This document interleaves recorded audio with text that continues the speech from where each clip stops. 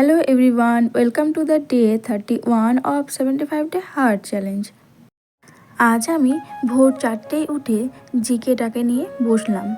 যেহেতু আমি জিকেটাতে অনেকটাই দুর্বল, আমার জিকেতে যতটা নাম্বার না আসে তার থেকেও বেশি নাম্বার আমার চলে যায়, তাই জিকেটাকে একটু শক্ত করার জন্য আমি ভোরবেলাতে উঠে জিকেটা পড়ে নিচ্ছিলাম।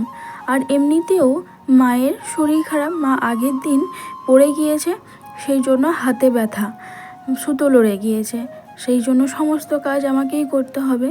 যদিও আমি আর পড়তে বসার সময় পাবো কি না আমি জানি না, সেই জন্য ভোরে উঠেছি আজ। বাড়ির সমস্ত কাজ কমপ্লিট করে আমি চলে আসলাম ব্যায়াম করতে।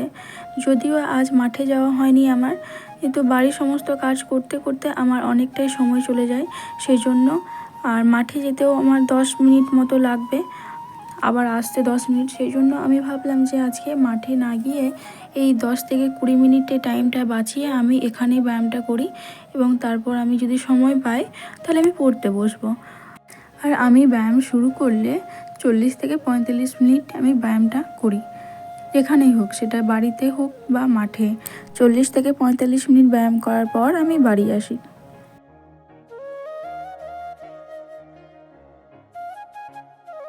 তো এখনকার মতো ব্যায়াম করা আমার কমপ্লিট। আমি এখন কিছুক্ষণ রেস্ট নেব, তারপরে আবার পড়তে বসবো। তো চলো পড়তে বসার সময় কথা বলছি। ব্যায়াম কমপ্লিট করার পর কিছুক্ষণ রেস্ট নিয়ে একটু মতো সময় বের করে আমি আবারও পড়তে বসলাম। আর যদিও আজকে আমার বেশি সময় নেই হাতে, তো যতটুকুই পেয়েছি সেটুকুই আমি কাজে লাগানোর চেষ্টা করছি। তাই আগের দিন আমি যে মক টেস্টটা দিয়েছিলাম, যে কোশ্চেনগুলো আমি পারিনি জিকের, সেই কোশ্চেনগুলোই খাতায় নোট করে নিচ্ছি। আর তাহলে আমার সুবিধা হবে পরের বার পড়তে, যেগুলো আমি পারছি না সেগুলো আমি জানতে পারবো, আর নতুন করে খুঁজতে হবে না আমাকে, তাই সেগুলো নোট করে নিচ্ছি আমি।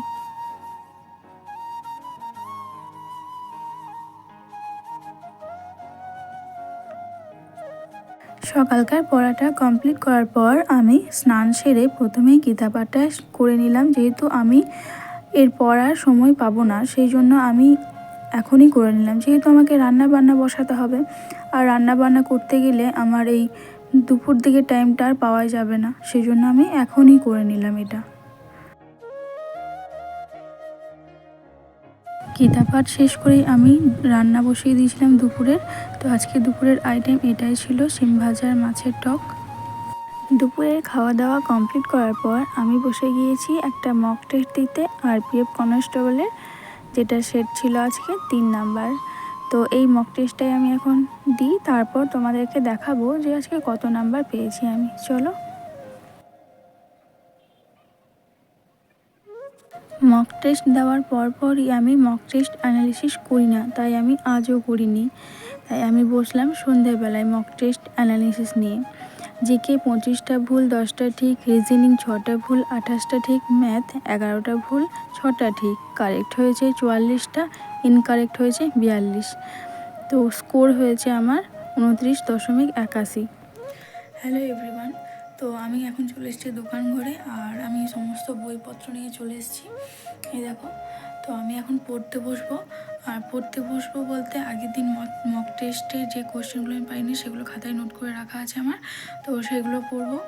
আর আমি ক্র্যাক রেলওয়ে সার্ভিস বইটা থেকে কিছু কিছু জিনিস পড়বো। তো চলো তোমরা ভিডিওটা দেখতে থাকো, আমি পড়তে থাকি। আমি সকালে যে কোশ্চেনগুলো খাতায় নোট করেছি আমি সেইগুলোই রিভাইজ করছি, আর সঙ্গে ছিল আমার 200+ MCQ কোশ্চেন। তো এইটা কমপ্লিট করার পর আমি ক্র্যাক রেলওয়ে সার্ভিস বইটা থেকে শুরু করব জিকের একটা পার্ট।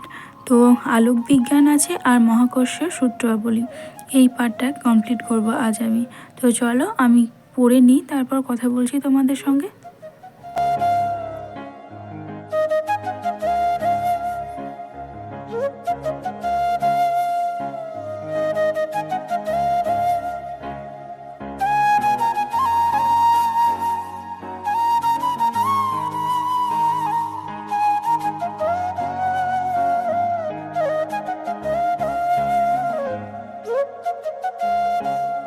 তো এই হচ্ছে আজকের পিকচার।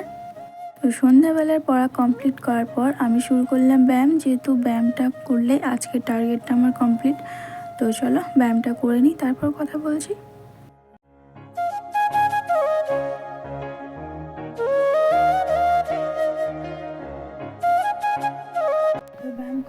করার পর আমি আমার খাওয়া দাওয়া করতে যাবো, তারপর ঘুমাবো। তো আজকের ভিডিওটা এতটুকু, দেখা হচ্ছে নেক্সট ভিডিওতে। ততক্ষণ